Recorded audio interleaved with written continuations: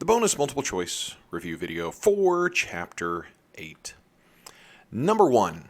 The Gallup poll interviews 1,600 people. Of these, 18% say that they jog regularly. The news report adds, the poll had a margin of error of plus or minus 3 percentage points at a 95% confidence level. You can safely conclude that. Now, a lot of these are going to sound like good answers, but there's going to be little things in 4 of these which are going to make us really doubt that they're the correct answer. So let's just look at these one at a time. So the first one, 95% of all Gallup poll samples, like this one, give answers within 3% of the true population value. So they're trying to interpret what that plus or minus 3% really means. And what they're doing is they're taking that 95% confidence level and interpreting it as 95% of all of the samples, which is an incompatible thing. We can't take the confidence level and say that that also represents the percentage of all samples. That would give answers like this one. So that is incorrect. Now, B, the percent of the population who jog is certain to be between 15 and 21%. Now, you might be wondering, where are they getting 15 and 21%? They only gave us really one percentage number in here, and that was the 18%. And that 18% is the sample proportion that they got from the poll. Now, if we take plus or minus 3% from our point estimate, our 18% here, well, then that would give us 15 if we subtracted 3% and 21 if we added 3% to the 18%. So those numbers are legitimate numbers here. That really incorporates the margin of error of being plus or minus 3%.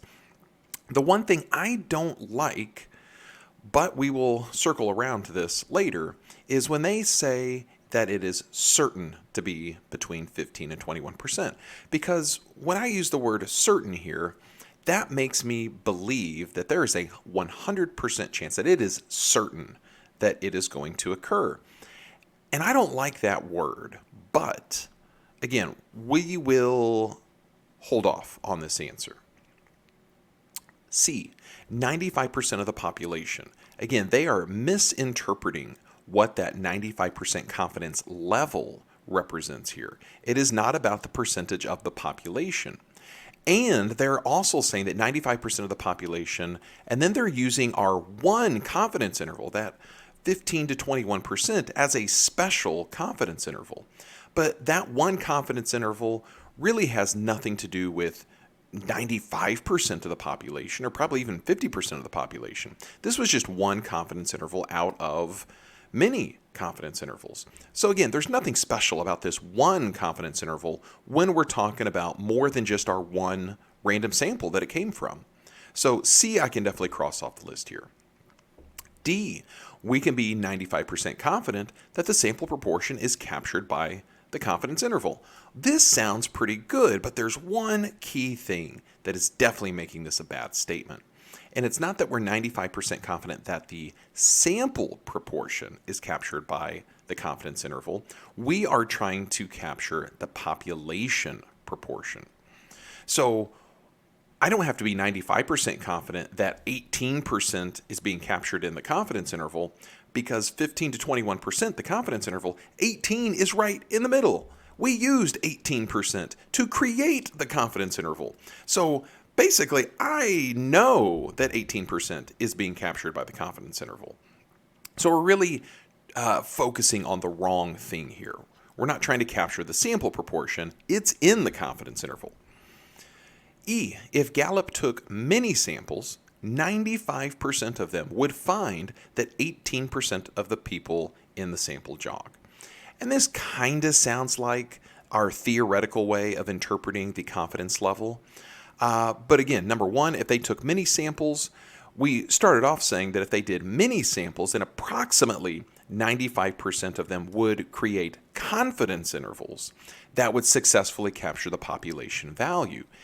In this scenario, they're saying 95% of them would, and then they focus on that one sample proportion that we got from this poll here. And so again, they're focusing on the wrong thing. They're making this 18% sound like it's a special number when we were to look at many samples. But this 18% is not a special number because it just came from one random sample. So now we got to circle back around to answer choice B. Now, I have seen this used on previous versions of our textbook. I've seen this used on the AP exam. I'm not 100% in love, maybe 95% in love, if you get the joke. But I'm not entirely in love when they say that it is certain to be 15 and 21, that certain is correlated to being 95% confident. Now, if they had said the percent of the population who jog is nearly certain to be between 15 and 21%, then I could buy that a little bit more. But when they say certain, that's making me feel like they're saying there's a 100% chance that this is going to happen here. And it's not. So B is the least likely to be wrong. And it is the correct answer here because really we found faults with the other four answer choices. So I wanted to throw this one on here because I've seen this problem multiple times before where they, instead of saying 95% confident, they use the word certain. And I just want to let you guys know I'm not in love with it, but it technically works. All right, number 2, a confidence interval for a difference in proportions is negative 0.077 to 0.013. What are the point estimate and the margin of error for this interval? So the confidence interval itself, like they've already calculated the confidence interval to be this range of values here, right? And we're looking at a difference in really two proportions. Now, the point estimate is really the value that's right in the middle of our confidence interval. So we know it's got to be somewhere between these two numbers. And if I were to look at my answer choices, there's only two possibilities here. It's either negative 0.032 or negative 0.045, both of which, those numbers are in between these two numbers here. Now, which of those two numbers is exactly in the middle of these two numbers? Well, if I needed to mathematically determine that, I would just need to calculate the average of these two numbers, because that would tell me what's right in the middle. So if I took my two numbers and I added them together, let's see, that gives me negative 0.064. And then if I divide that by 2, then that would give me negative 0.032. So there is my, no, if I can spell point correctly, there is my point estimate.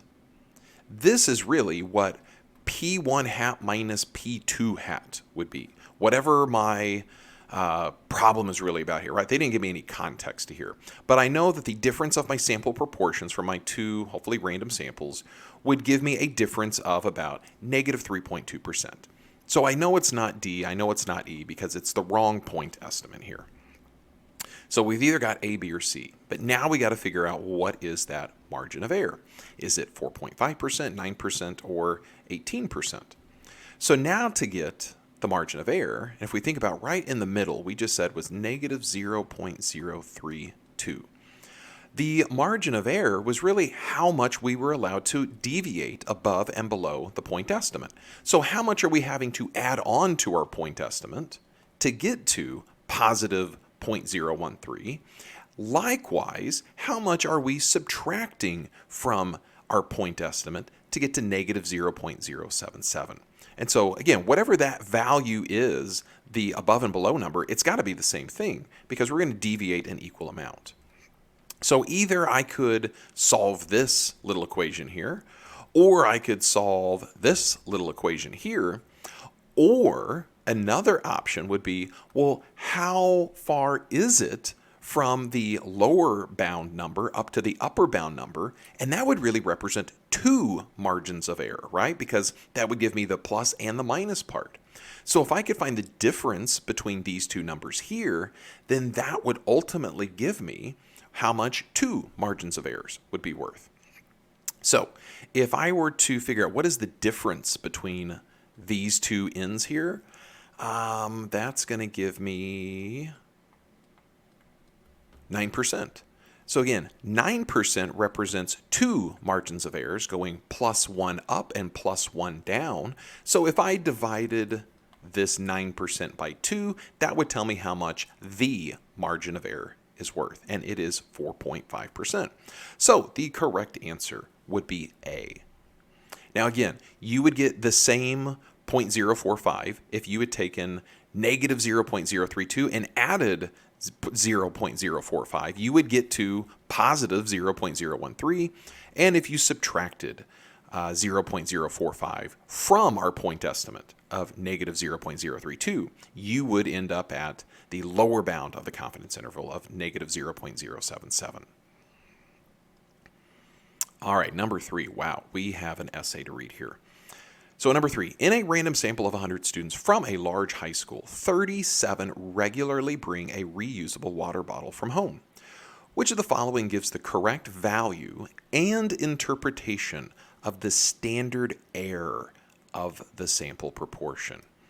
So first off, what do they mean by the standard error? And sometimes people will confuse this with the margin of error because we talk about the margin of error a lot. But the standard error, and really the standard error of the sample proportion, is really the standard deviation part for our confidence interval. It's that very ending part. And so that is the square root of p hat times 1 minus p hat divided by n. And so what would that number be? So p hat, what is p hat? They said 37 out of our random sample of 100. So p hat would be 0.37, it'd be 37%. And then 1 minus 37% would be, what, 63%. And then divided by our sample size of 100. So let me grab my calculator. Let's see. We want square root 0.37 times 0.63 divided by 100. And I get, as the standard error, 0.04828 if I were to go out to 4 sig figs. So there's how much a standard deviation is worth. It's about almost 5%. Okay, so let's see. So we had to figure out two things here, right? We had to figure out the correct value and the interpretation. Now, the interpretation of the standard error. This is basically saying, how do you interpret the standard deviation, which was something that we did all the way back in chapter 1. So the first thing I'm going to do is make sure which answer choices actually have the correct value. Which one is using the 0.04828? And so when I look at answer choice A, I see not the standard error that I calculated. I see another one that is not the same thing. And then if you notice E, it says there's not enough information to calculate the standard error. And I know that's false because I just calculated it. So it's not A, it's not C, and it's not E. And then let's go just double check to make sure. There is that 0.048. And in answer choice D, there is that same. So there is the correct value in B or D. So at this point, it's a coin toss. It's either B or it's D. Let's see which one does the actual correct interpretation of the standard deviation. Now, the standard deviation interpretation was really the average difference between all of our values and the mean. It was kind of a weird way of calculating an average because we added up all the differences, squared them, and then square rooted them in the end. So it's not like we just added up and divided by the total number. It's a different kind of average. So in B it says, in samples of size 100 from the sample proportion of students who bring a reusable water bottle from home will be at most 0.048 from the true proportion. All right, let's see, how does that differ exactly from D here? In samples of size 100 from the school, so it starts off the same way, the sample proportion of students, still the same way, who bring a reusable water bottle from home, All right, so now here's where the difference gets in here. Will be at most from the true proportion versus typically varies by about 0.048. So there's the difference. Will be at most this much or typically varies by this much from the true proportion. And again, the standard deviation is a measure of spread, so it's about variability, but it won't necessarily will be at most, because this is kind of making it sound like the margin of error, right? It's going to be at most, like when we say plus or minus 3%, we're going to say, well, it's at most 3% away from the true proportion. So they're trying to make this sound more like the margin of error. And again, typically varies is kind of like saying on average the difference is this much. What are we looking at for all of our values?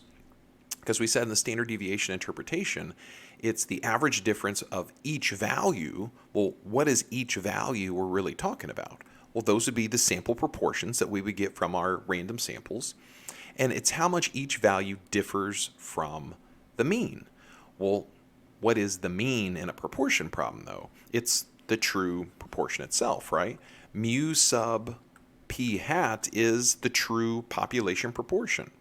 So this D is really hitting all of those components of what it means to be the standard deviation. So I would say the correct answer is D. B, again, is making it, they're trying to force the margin of error interpretation on you. Number 4, many television viewers express doubts about the validity of certain commercials. In an attempt to answer their critics, Timex Group USA wishes to estimate the true proportion P of all consumers who believe what is shown in Timex television commercials.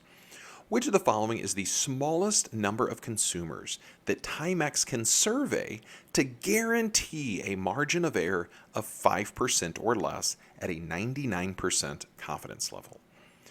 Now, this was taken from, I believe, video 4, this chapter, where we really focused on what sample size do we need before we even take a sample size. What sample size do we need to guarantee that our margin of error is not going to exceed a certain level at a certain confidence level? So we had to focus on the margin of error part. Now, if you remember, the full formula for our confidence interval looked like this.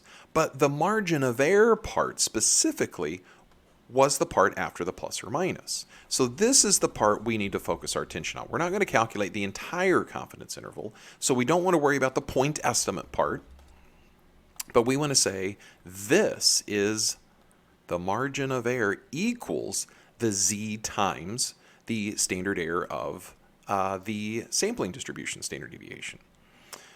So we want this margin of error to be 5% or less. So we're going to set this to be 5%. We do not want to exceed, because this actually is representing our true margin of error here. So we want this margin of error to be smaller than or equal to 5%.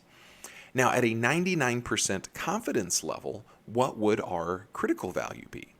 And so sometimes, hopefully, maybe you've kind of got this number in mind. I commonly said 90, 95, and 99% confidence levels for proportions.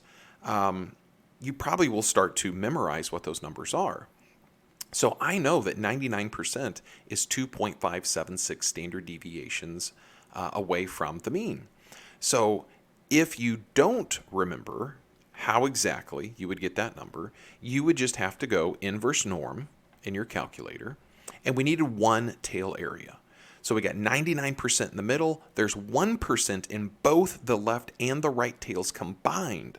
So that means in only one tail, there's 0.5%. So 0.005.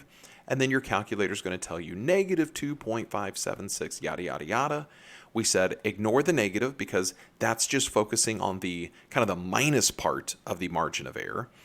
And so we're adding and subtracting this amount. So we said we could just drop the negative. So the critical value itself is 2.576 times now the standard error part. Now we're solving for the sample size down on the bottom, but what do we use for p hat? Well, we haven't taken a sample, so we don't know what the sample proportion is. And then this was the other thing that we mentioned. To maximize our sample size, really to find that minimum largest sample size that we would need, we would let p hat be 0.5. We'd let it be 50%. And then we just needed to solve this inequality. And so in the end, if we divide our critical value over to our desired margin of error, so now this is gone, and then we would need to square both sides. And I'm going to leave a lot of this kind of unsimplified here. And then what we could do is we could multiply the sample size over to the other side. So now it's out of the denominator. And then we would need to divide this part, the margin of error divided by the critical value, that quantity squared. So now if I divided that over and it's gone there, then n has to be greater than or equal to, and then I would have to do this into my calculator. And if I do that, I should get an answer that would give me 700 as the correct response. Now, let me type this into my calculator just so I can tell you what the calculator actually tells me. That squared. Nope, not that. Enter. Okay. So this tells me that n has to be greater than or equal to 663.5776. So that's what I really get in this. Now it says, which of the following is the smallest number? Well, I need a number that's greater than or equal to 663. So 550, is that greater than 663? No. Is 600 greater than 663? No. Is 650 greater than or equal to 663? No. So D, 700, is the smallest number that is listed that would guarantee a margin of error of 5% or less. Now, it is true that 750 would guarantee a margin of error of 5% or less, but it's not the smallest number.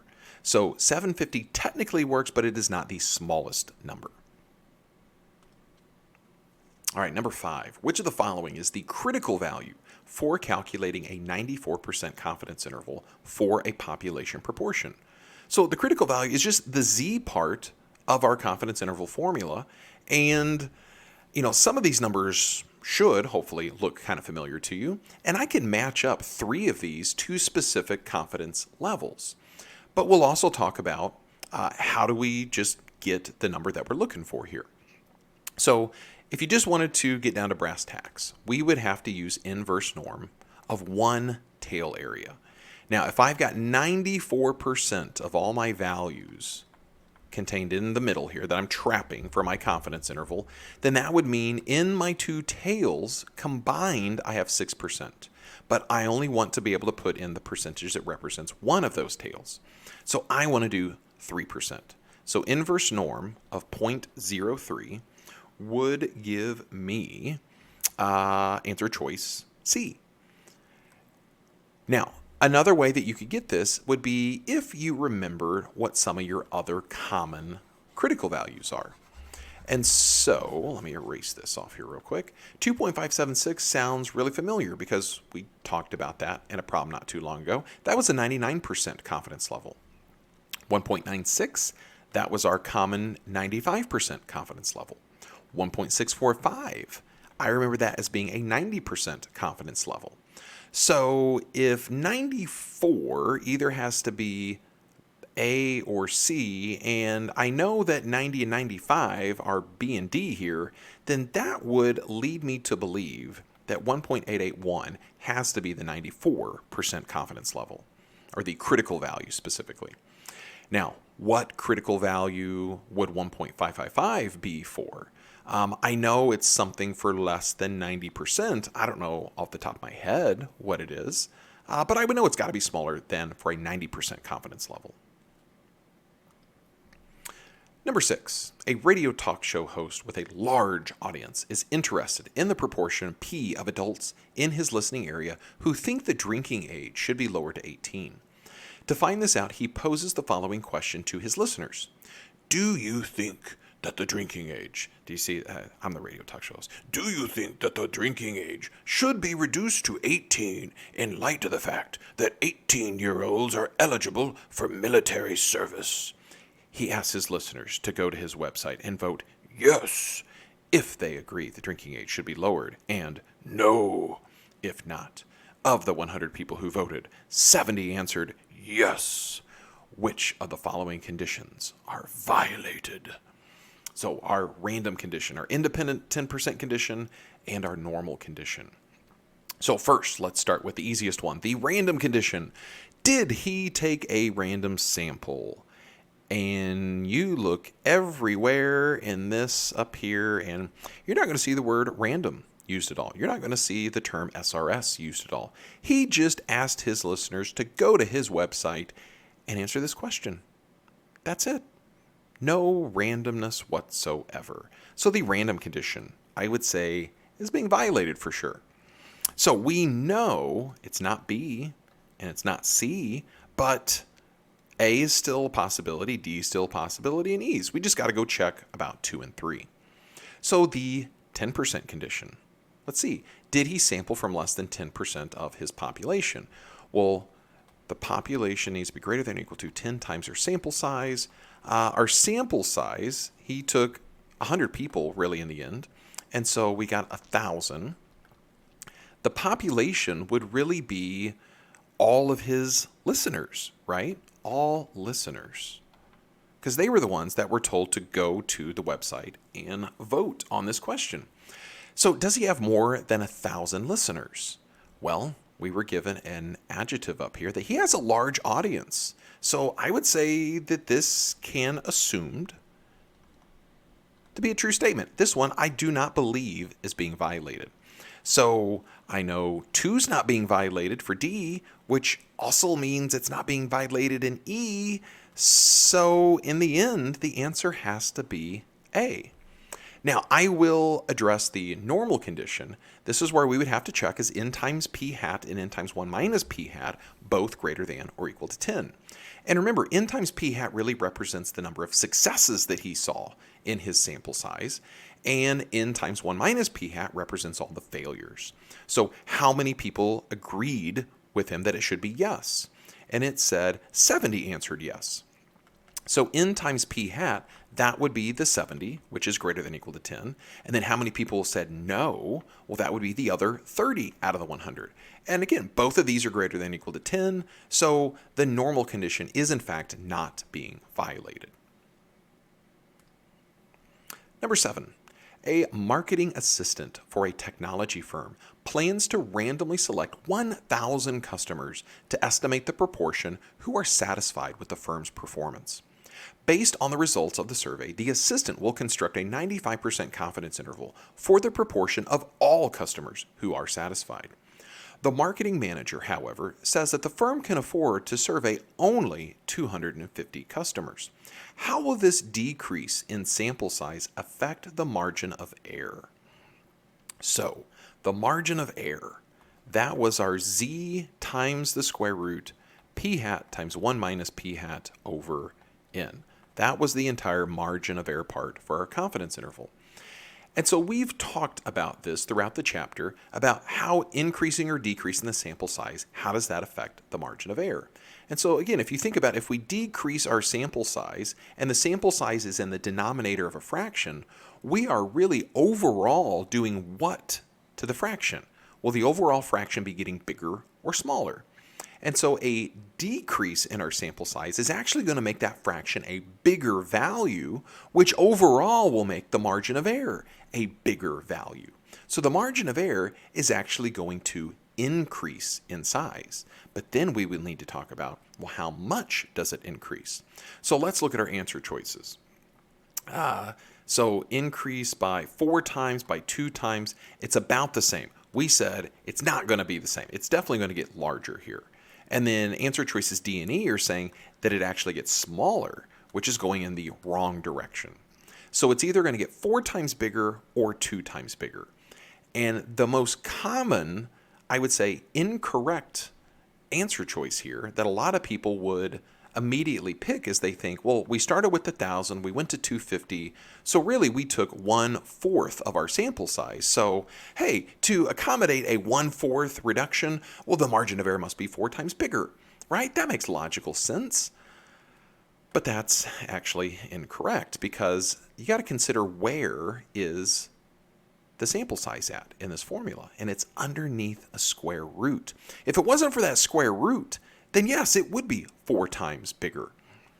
So consider with me here, if we take 1/4 of our sample size, if I take 1/4 of n, and now imagine everything else underneath this kind of vanishes. So let's get rid of the p hat. Now I do have to leave a 1 up here. I can't just say it's 0.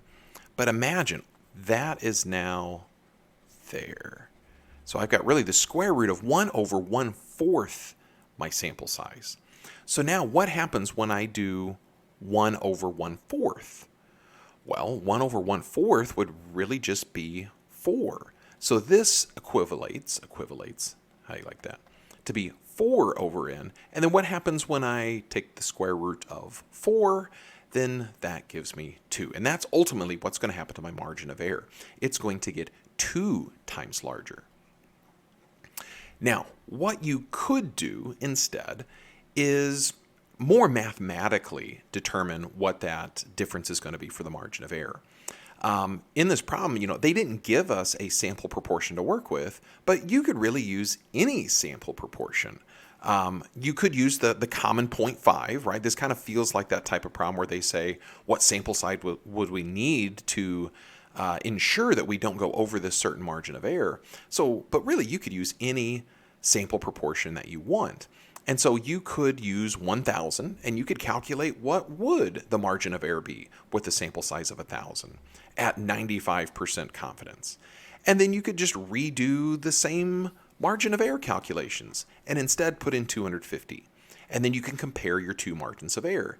And you should notice that one is twice the size of the other. Number 8. A telephone poll of an SRS of 1,234 adults found that 62% are generally satisfied with their lives. The announced margin of error for the poll was 3%.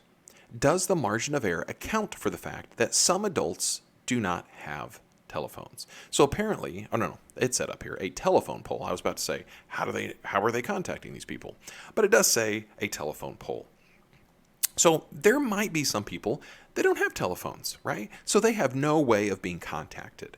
All the way back in chapter 4, this had a specific term, and it was called undercoverage. When we couldn't reach out to certain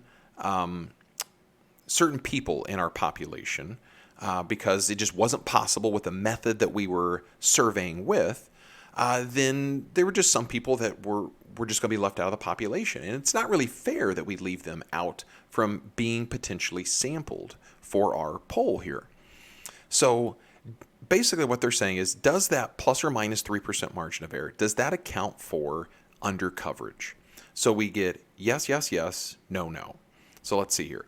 The margin of error accounts for all sources of error in the poll. Taking an SRS eliminates any possible bias in estimating the population proportion. The margin of error accounts for undercoverage, but not for non-response. So non-response would be if we tried calling someone and we said, hi, we would like you to take a survey question for us, and they hang up on us. That was non-response. So they're saying the margin of error accounts for not being able to contact everybody with undercoverage, but it does not account for when they hang up on us. D, no, the margin of error accounts for non-response, so when they hang up for us, but not necessarily undercoverage. And then E, no, the margin of error only accounts for sampling variability. Now, I will tell you, this is generally something I don't cover too intensely when we go through the chapter, which is why I wanted to include this problem in the bonus multiple choice video. And the margin of error, that plus or minus whatever percent, in this case 3%, that really only accounts for sampling variability.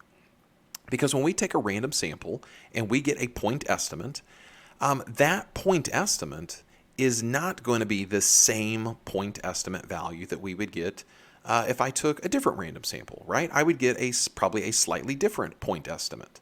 They found 62% in their random sample of 1,234, but if they took another SRS of 1,234 adults, they're probably not going to get 62% again. They're going to get a number that's slightly different, more than likely, right? So that's the sampling variability, that random samples aren't always going to produce the same sample statistic value, the same sample proportion in this instance. So that margin of error only accounts for that true sampling variability. And when they're talking about all these other things in here, it doesn't include a part of our just natural sampling variability. So in the end, I would have to say the answer is E, that the margin of error is really only for sampling variability. It doesn't account for any other type of bias, undercoverage, non-response, response bias, all that other stuff that we talked about, all that non-sampling, what was it? Sampling and non-sampling bias. All of those biases, it just doesn't account for that margin of error. All right, number 9. Ooh, this looks like a fun calculation problem. 35 people from a random sample of 125 workers from company A admitted to using sick leave when they weren't really sick. Do people do that? I can't believe that. That's weird. 17 employees from a random sample of 68 workers from company B admitted similarly. Which of the following is a 95% confidence interval for the difference in the proportions of workers at the two companies who would admit to using sick leave when they weren't ill? Shame, shame, shame. Now, I am first going to write out what the full formula looked like. So we had our point estimate, which was our difference in our two sample proportions, plus or minus the critical value z, times the ginormous square root, p1 hat times 1 minus p1 hat, over n1, plus, always plus, even though we're subtracting standard deviation. I don't need another square root underneath there. Always adding. And then p2 hat minus 1 minus p2 hat, divided by n2. So that was the formula that we had used here. And so if I'm kind of glancing through, one thing I immediately notice with A is they don't have a critical value, right? They don't have a Z in there. So A, not correct. But I notice all the rest have 1.96s in there. So that looks good. What else can we kind of pick on here?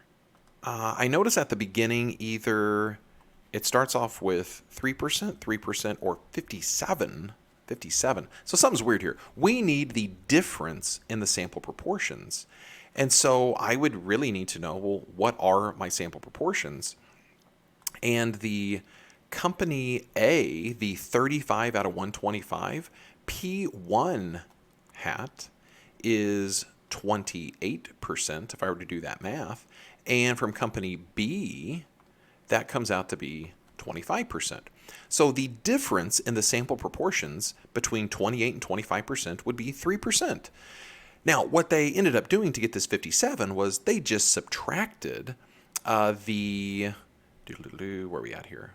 They really just subtracted the sample sizes from each other, right? And so this 57 is incorrect here. So it's not D, it's not E. So now it's between B and C. And if you kind of look through B and C's answer options, they almost look identical. But you really got to look hard and find where is the difference. And the difference is in the standard error part of the formula. In this scenario, they added the two individual pieces together. And in this other scenario, they subtracted. Remember, we said we always, always, always add these individual standard deviation components together. So the correct answer would be B. And the final question. At a baseball game, 42 of 65 randomly selected people own an iPod. At a rock concert occurring at the same time across town, 34 of 52 randomly selected people own an iPod. A researcher wants to test the claim that the proportion of iPod owners at the two venues, the baseball game versus the rock concert, is different. A 90% confidence interval for the difference, game minus concert, in population proportions is negative about 15.4% to about positive 13.8%. Which of the following gives the correct outcome of the researcher's test of the claim? Now, I will tell you up front that this kind of combines in some ideas that we're going to talk about next chapter, where we want to test a claim. But we can still answer this question, even though technically we haven't talked about chapter 9 yet. The thing I want to go to is, what was the researcher's claim? And it's set up here, the researcher wants to test the claim that, what? The proportion of iPod owners at the two venues is different. He wants to see, is it really different? Now, the one thing we talked about when we looked at differences was, if there truly is a difference, we should be trying to find 0%, right? If there is no difference between the two proportions, then we should expect to see a 0 difference in our confidence interval. And is there a 0 difference within this confidence interval? And yeah, it goes from negative to positive, and in between the transition from negative to positive, we must pass 0. So it is true, 0 is contained within this confidence interval. So when I go look at my answer choices here, let's see, because the interval includes 0. Okay, this is sounding good. Because the center of the interval is negative 0.008. That one is not our major focus here. C, because the interval includes 0. Okay, like in that one, but we'll come back to it later. Just kind of want to eliminate answer choices that initially don't seem correct. Because the interval includes negative 0.008. I could really care less about that specific number. 0 is the number that tells me if there's a difference or not. So throw out D. E, because the interval includes more negative than positive numbers, well, who cares that there's more negative than positive numbers? What that really indicates to me is that one of the two proportions, when I took the difference, that one of them was bigger than the other. If the two proportions were exactly the same and I took a difference of them, I would get a 0 difference. So just because the interval includes more negative than positive values doesn't really tell me anything. That just tells me that one of my proportions was bigger than the other. So I don't really get anything out of E here. So now let's go back to A and C, where they talk about the interval including 0. The researcher can conclude that the proportion at the two venues is the same, versus the researcher cannot conclude that the proportion of iPod owners at the two venues is different. Now, when you read those two things, I know many of you are going to go, but isn't that really saying the same thing? That the researcher can conclude, since there's a 0 difference in here, we're really saying that there's no difference. And if there's no difference, then that means they're the same, right? Versus C, it's saying that he cannot conclude that it's different. Well, if you cannot conclude that it's different, then are we really saying it's the same? And so you might feel that A and C are truly saying the same thing, except C is kind of saying a double negative here, and A is just getting right to the point. So which one of these two is technically incorrect? Well, technically it's A. And the reason is this. The claim that is being made is we are wanting to focus on the fact, are they different? And so the claim technically for A is that they are the same. So there's a different claim that is being used here. And again, notice in C that the two, or at the two venues, is different. This is the same claim that is initially being proposed up above. Now, the other point to this would be, well, isn't saying cannot conclude that it's different and can conclude it's the same? Yes, it does technically mean the same thing. But what we will focus on a lot next chapter, in chapter 9, is we are always going to be wanting to try to prove, and we're not really going to be able to prove, but we're going to be able to come up with our best mathematical guess about what is potentially true about the population. And so in general, we just don't have enough evidence here that if we find a 0 difference, then we can't necessarily conclude that there is a difference in here. So C is technically the correct answer.